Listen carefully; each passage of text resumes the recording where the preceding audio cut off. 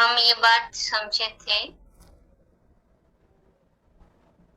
कि जिज्ञासु को देख करके हम ये जो टॉपिक जब बताएंगे तो यहाँ पर जो स्तंभ दिखाया गया, राजयोगी को स्तंभ के ऊपर 4 स्तंभ दिखाया है। तो इसमें जो दिखाया गया कि ब्रह्मचर्य, शुद्ध अन्न, दैवी गुण, सत्संग, तो ये जो है राजयोगी जीवन का आधार बताया।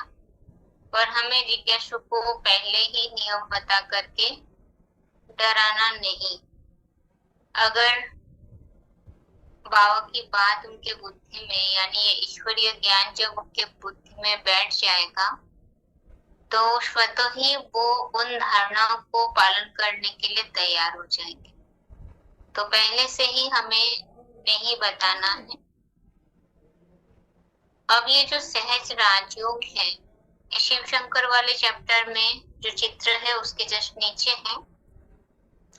तो इसमें हमने समझा था कि योग का प्रकार, पहले तो संसार में अनेक प्रकार के योग है, उनमें से श्रेष्ठ है राजयोग, जिसके लिए श्लोक समझे थे 6 का 46 नंबर श्लोक।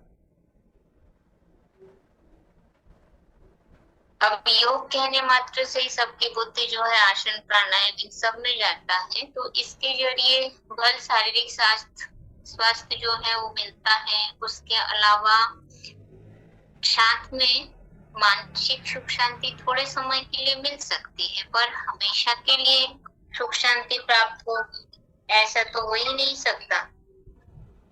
तो ये बात जो है ये बताया गया राजयोगियों के लिए कि सदाकाल के लिए सुख शांति अगर चाहिए तो फिर इसके लिए हमें सहज राजयोग का ही आधार लेना है। ये जो योग है राजयोग, अर्थात राजा बनने का योग या रहस्य भरा योग, अर्थात द्वापर युग से जितने भी राजाएं हुए हैं उन सब राजाओं में जो कंट्रोलिंग पावर है, प्रजा को कंट्रोल करना, उसे शासन में शासित करना, अनुशासन में चलाना, तो ये शक्ति उनमें कब आई? तो वो राजयोग बल से ही उन्हें प्राप्त हुआ था। अब यहाँ योग माना है जुड़ना। अब किससे जुड़ने की बात है? अब तक तो मानव के साथ बुद्धि का योग जुड़ते आए। अब यहाँ ईश्वर से बुद्धि योग लगाने की बात है, बल्कि इसे योग ना कहकर कहना चाहिए याद, क्योंकि याद जो है वो एक सरल, स्वाभाविक और निरंतर प्रक्रिया है। जैसे कोई स्नेही है तो स्नेही की याद सतत ही आती है। जैसे माँ बच्चों को याद करते तो वो सरल रूप से याद आती है ना। तो ऐसे ही ईश्वर से बुद्धि योग लगाना वही है असली योग। अब इसके लिए गीता में जो श्लोक समझे थे, गीता में श्लोक है कि योग आखिर किसे कहा जाता है।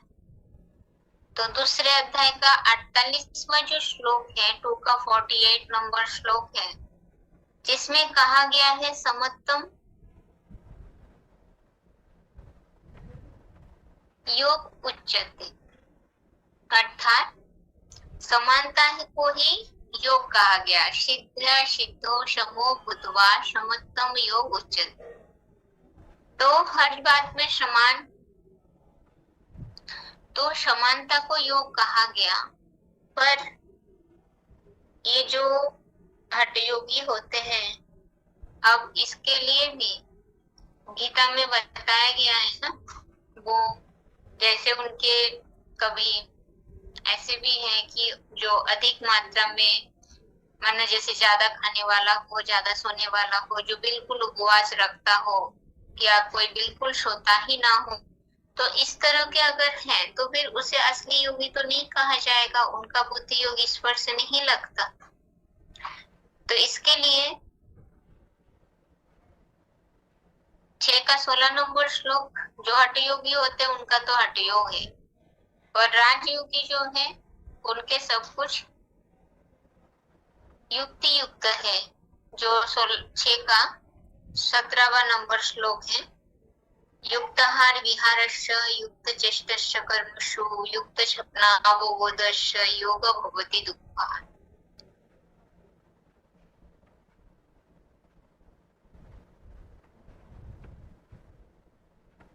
अब योग किससे लगाना है?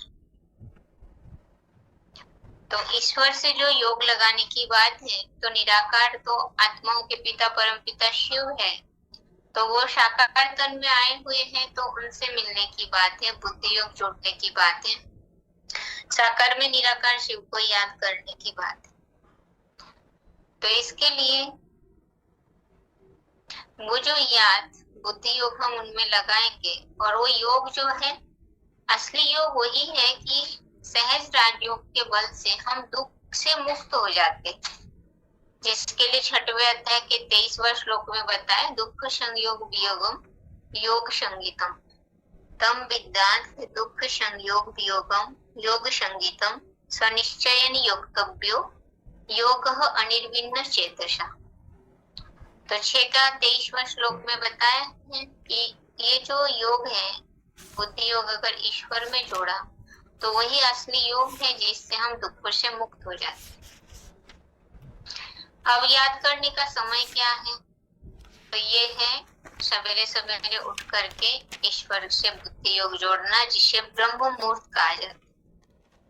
अमृत वेला भी कहते हैं। वो समय है शुद्ध, वातावरण भी शुद्ध रहता है, सात्विक रहता है, शांत रहता है, और मानव के मन भी शांत होता है। तो ऐसे समय पर ईश्वर में बुद्धि योग लगाना वो सहज हो जाता है। अब सवेरे उठकर ही हम अपने को भ्रुकुटी के बीच में एक ज्योति बिंदु सितारा समझे, एक चेतन आत्मा समझे। इसकी प्रैक्टिस पहले करनी है, क्योंकि जो आत्मा के पिता परमपिता परमात्मा शिव है वो निराकार है, सदैव विदेही है। ये हम पहले ही समझे थे कि वो देह में आते हुए भी विदेही स्टेज में रहते हैं। तो ऐसों को याद करना है तो उनके समान हमें बनना पड़े। तो फिर हम एक आत्मा है, ज्योति बिंदु है, इतने बड़े देह नहीं है। तो आत्मिक स्थिति में स्थित होकर अपने को आत्मा समझकर फिर परमात्मा में बुद्धि योग लगाना। तो हमने तो ये समझा है कि शिव शंकर भोलेनाथ जो महादेव है उस तनधारी में शिव प्रवेश करके कर्तव्य कर रहे, तो उस तनधारी में ही उनके भ्रुकुटी के बीच में हमें बुद्धि योग लगाने की बात है। अब ये जो याद है ईश्वर में बुद्धि योग लगाना है, तो इससे हमें प्राप्ति क्या होती है? तो जो चित्र में दिखाया गया कि बुद्धि योग ईश्वर से जोड़ते हैं तो फिर 5 विकारों से हम मुक्त हो जाते हैं। तो 5 विकार, काम क्रोध लोभ अहंकार रूपी जो 5 विकार है, उस विकार से मुक्त होते हैं। इसके अलावा हमारे में और भी अनेक दिव्य गुण, दिव्य शक्तियां भी आ जाती हैं। तो दिव्य गुण जैसे धैर्यता, निर्भयता, नम्रता, पवित्रता, हर्षित मुक्ता अर्थात प्रसन्नता, शांति, अंतर्मुखता, मधुरता आदि। तो दिव्य गुण जैसे धैर्यता है। आज सभी जानते हैं कि कोई के पास धीरज नाम की चीज है ही नहीं, पर ये जो सहज राजयोगी है इनके पास वो धैर्य धारण करने की शक्ति आ जाती। कोई भी परिस्थितियां आएगी तो धीरज के साथ अपने को प्रैक्टिकल कार्य में लाएंगे। जो कहा भी जाता है ना, धीरज धर्म मित्र नारी आपत्ति काले परखिए चारी। जब विपत्ति आती है, परिस्थितियां आती है, ऐसे समय पर इन चारों चीजों को परखना है, देखना है कि हमारे पास कहाँ तक है। तो परिस्थितियों में धीरज को धारण करना, धैर्य को न खोना, तो धैर्य धारण करने की शक्ति इस सहज राजयोगी में आ जाता है। साथ ही साथ निर्भयता की शक्ति, निर्भयता। आज तो संसार में अनेक प्रकार के भय व्यापक है। कहीं भूकंप से यानी प्राकृतिक आपदाओं से भी भयभीत है, मानव मानव से भयभीत है, समाज से भयभीत है, प्राणियों से, जंतु जानवरों से भयभीत है, अपनों से भयभीत है। कोई कहीं भी निर्भय नहीं है, पर सहज राजयोगी अपने राजयोग बल से निडर हो जाते हैं, निर्भयता का गुण धारण कर पाते हैं, क्योंकि वो ज्ञानी बन जाते हैं। साथ में नम्रता, नम्र चित होना। तो जब हम अपने को आत्मा समझ के ईश्वर में बुद्धि योग जोड़ते हैं तो स्वतः ही नम्रता आती। नम्रता यानी झुका हुआ, नम्रचित। अहंकार होगा, देह का अहंकार या अपने कोई गुणों का अहंकार होगा तो फिर नम्रचित तो नहीं हो सकते, उद्धत होंगे। जैसे फलदायी वृक्ष होते हैं वो हमेशा कैसा होता है, झुका हुआ होता है। तो ऐसे ही सहज राजयोगी के अंदर नम्रता की भावना, विनम्रता की भावना जरूर होती, तो वो गुण उनमें देखने में आता है। पवित्रता भी आती है, पवित्रता की शक्ति भी उन्हें मिलती है और वो प्रसन्न चित्त होते हैं। प्रसन्नता, हर्षित मुख, प्रसन्न चित्त देवात्माएं होते हैं, क्योंकि प्रसन्नता प्राप्त होना माना ही सभी के सब दुखों का अंत हो जाना। गीता में जो कहा है, प्रसादे सर्व दुःखानां हानिरस्योपजायते प्रसन्न चेतसो यासु बुद्धि पर्यवतिष्ठते। तो ऐसे ही उनकी बुद्धि भी स्थिर होंगे, साथ ही साथ प्रसन्नता के गुण भी आ जाते। और शांति, शांत चित्त होते हैं वो आत्मशतही और अंतर्मुखी भी होते हैं।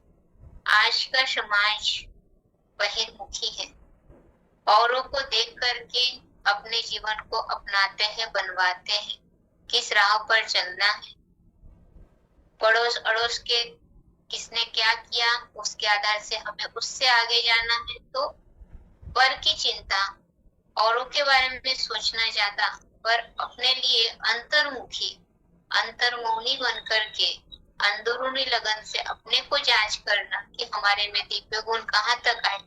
तो ये दिव्यता का गुण, अंतर्मुखी बनना, ये सिर्फ सहज राजयोगियों में ही होती। और मधुरता, मधुरता माना ही मीठापन। अब सिर्फ जिससे हमारी स्वभाव संस्कार मिलते हैं या जो हमारे लिए अच्छा सोचते हैं उनके साथ मीठे व्यवहार करना, मिठास के साथ रहना, पर ऐसा नहीं। ये जो सहज राजयोगी है, इनके लिए तो सभी के साथ समान व्यवहार, यानी सभी आत्मा भाई भाई, जब ये ज्ञान रहता है तो आपस में जो संबंध है वो मिठास का संबंध आ जाता है। तो ये दिव्य गुण इस सहज राजयोग के द्वारा प्राप्त होती है। और इस दिव्य गुणों के लिए श्लोक 16वें अध्याय का दूसरा और तीसरा श्लोक। तो 16वें अध्याय का जो दूसरा और तीसरा श्लोक है, अहिंसा सत्यम अक्रोध त्याग शांति अपेशुनः दया भूतेषु अलोलुप्तम मार्दवम ह्री अचापलम। तो इसमें मार्दवम यानी मीठापन, शांति शांति, इस तरह से उल्लेख आया। और जो 16वें अध्याय का जो तीसरा श्लोक है उसमें आया, तेज क्षमा धृति शौचम अद्रवो नाति मानिता भवन्ति संपदम दैवी अभिजातस्य भारत।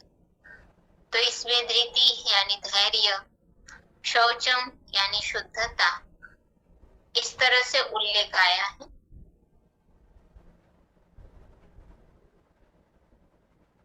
अब ये याद के बल से अष्ट गुण की प्राप्ति हुई तो साथ ही साथ अष्ट शक्तियों की भी प्राप्ति होती है। तो जो अष्ट शक्तियां हैं आगे के चित्र में दिखाया गया, चित्र दिखा के समझा सकते हैं। तो जैसे दिखाया गया चित्र में सहन शक्ति, तो सहन शक्ति जो है आज तो कोई के पास सहन करने की शक्ति है ही नहीं। कोई किसी के बात को सहन नहीं कर सकता, कोई किसी के कर्म को नहीं सहन कर सकता, क्योंकि सब देहभान में। अब जैसे स्त्री पुरुष की लड़ाई, समान अधिकार, अधिकार की लड़ाई, अब उसको लेकर के भी कोई किसी को सहन नहीं कर सकता।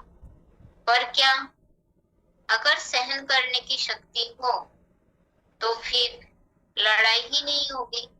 पर वो शक्ति आए कहां से? वो राजयोगियों के पास याद के बल से वो शक्ति प्राप्त होती है। जैसे उदाहरण माँ है, माँ में सहन शक्ति अखुट होती है, बच्चों के हर कर्तव्य के लिए वो सहन कर लेता है। तो यहाँ चित्र देखेंगे, चित्र में क्या दिखाया गया, एक आम से भरे हुए फल के पेड़ दिखाए, आम के पेड़ दिखाए, और जिसमें पत्थर फेंके जा रहे हैं। तो पत्थर फेंकने के बावजूद भी वो आम का जो पौधा है, वो पेड़ जो है, वो मीठा फल देने से लोगों को वंचित नहीं करता। तो ऐसे ही सहन करने की जो शक्ति है, वो सहनशीलता को कहा जाता है सर्वों की राजा।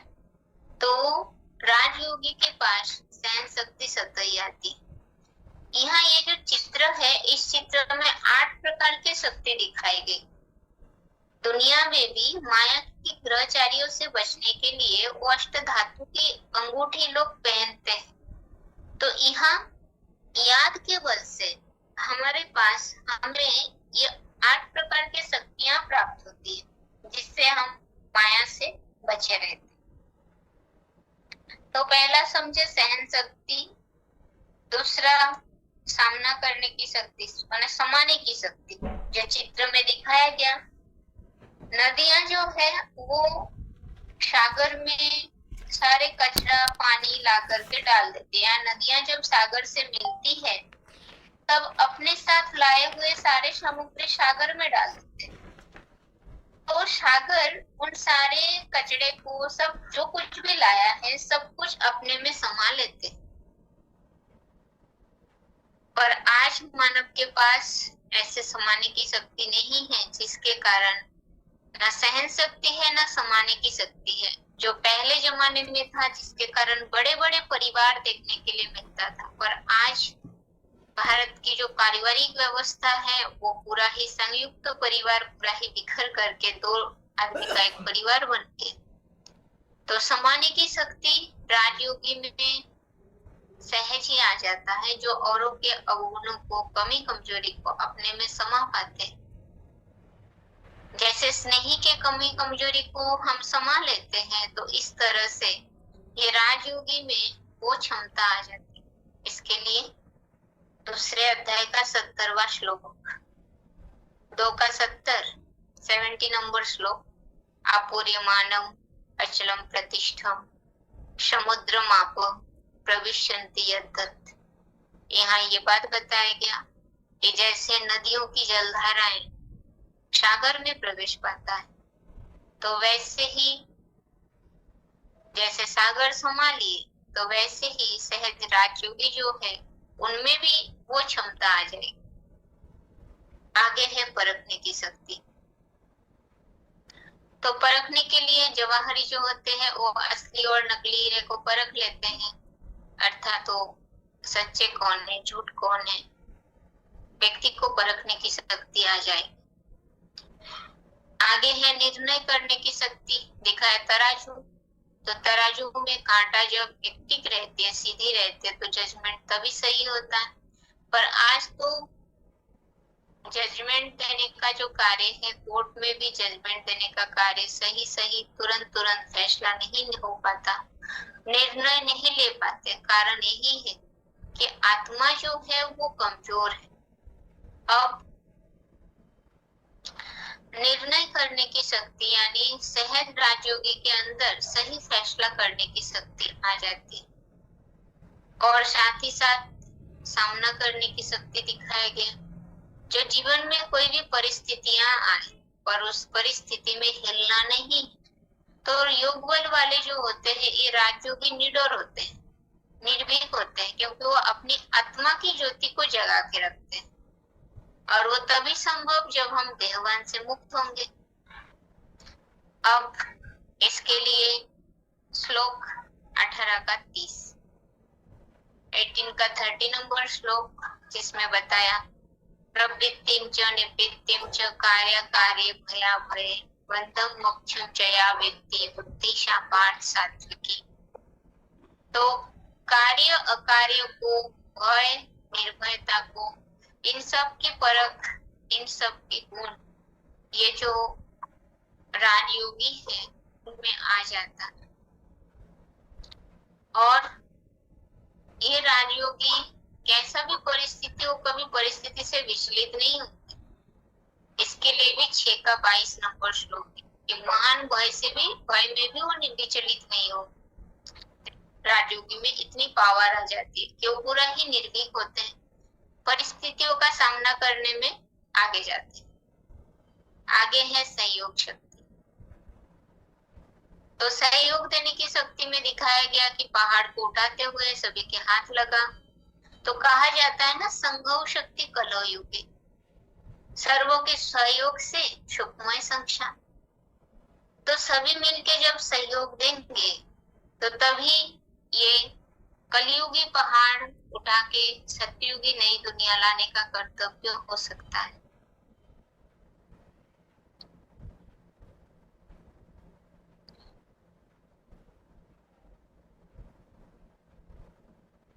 अब ये जो सहज राजयोगी है, इनमें औरों को सहयोग देने की क्षमता भी आ जाती है। आगे दिखा है विस्तार को संकीर्ण करने की शक्ति। तो विस्तार को संकीर्ण करने की शक्ति कछुए को दिखाया गया। वो कछुआ जब चाहते हैं, जब चाहिए उन्हें, तो अपना इंद्रियों को बाहर निकाल लेते हैं, और जब नहीं चाहिए तो तुरंत अपने में समा भी लेते, समेट लेते। तो ऐसे ही ये राजयोगी जो है वो अपने इंद्रियों को कंट्रोल करने में सामर्थ्यवान होते, सक्षम होते। अब इसके लिए गीता का श्लोक 2 का 58 नंबर श्लोक, 2 का 58 नंबर श्लोक का 58 श्लोक है, यदा संहरते चायं कुर्मंगानि सर्वशः इंद्रियाणि इंद्रियार्थेभ्यः तस्य प्रज्ञा प्रतिष्ठिता। तो जैसे कछुए अपने इंद्रियों को समेट लेते हैं, तो ऐसे ही राजयोगी अपने इंद्रियों को समेट लेते, क्योंकि उनकी बुद्धि स्थिर होते। और आगे दिखाया गया है समेटने की शक्ति, जहाँ वैगन बैगेज लगेज समेटा हुआ दिखाया गया। यानी आज दुनिया में कोई अपने को समेटने के लिए सोचते ही नहीं। हर एक मानव आज विस्तार को पाता जाता है, चाहे वो नौकरी के क्षेत्र में हो और चाहिए जमीन जायदाद के क्षेत्र में हो और बढ़ाता चला जाता है, प्रॉपर्टी की बात हो उसमें भी बढ़ाता चला जाता। तो अपने को और संसार में फैलावा में फैलाते चले जा रहे, बनता चला जा रहे मानव। कोई उससे छुटकारा नहीं पाता, पर सबको ये पता है जब शरीर छूटता है तब साथ में कुछ भी नहीं आता, कुछ भी नहीं जाता। जैसे खाली हाथ आया है इस संसार में मानव, तो वैसे खाली हाथ ही वापस जाता है। अब ये ज्ञान होने के बावजूद भी मोह माया में फंस करके कोई उससे अपने को छुड़ा नहीं पाता। पर ये जो राजयोगी है, ये अपने को मुसाफिर समझते हैं इस संसार में। अब जहां से हम आए हैं वहीं हमें वापस जाना है। तो फिर बुद्धि योग, ये राजयोगी जो होंगे, वो तन मन धन हर चीज की शक्ति को समेट के रखेगा। तो वो है समेटने की शक्ति। और ये जो है, ये 8 प्रकार की शक्ति को समझा। अब इसके अलावा राजयोगी को राजयोग के द्वारा क्या क्या फायदा होता है, यानी इसके अलावा भी हमें क्या फायदा होगा। तो जैसे हम जानते हैं कि अगर ईश्वर में बुद्धि योग लगाया तो ईश्वर ऐसे होते हैं कि अपने भक्त की सारी बातों को, उनके प्राप्त की हुई चीजों की रक्षण करते हैं, और जो चीज अप्राप्त है उसे प्राप्ति भी कराता है। जैसे 90 अध्याय का 22वां श्लोक, योग क्षेमम वहम में हम है। इसके अलावा ये भी है कि इस राजयोग की थोड़ा भी प्रैक्टिस अगर हमने कर लिया तो फिर महान भय से हमारा रक्षण हो जाता, जिसके लिए गीता में दूसरे अध्याय का 40वां श्लोक है, नेहाभिक्रमणाशस्ति प्रत्यवाय न विद्यते स्वल्पमप्यस्य धर्मस्य त्रायते महतो भयात्। और भी एक फायदा है राजयोग की 14वें अध्याय का दूसरा श्लोक, जिसमें बताया है प्रलय न व्यथन्ति च।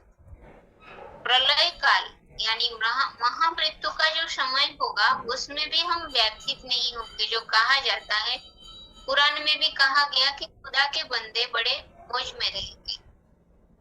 तो इस प्रकार से राजयोग से फायदा ही फायदा है।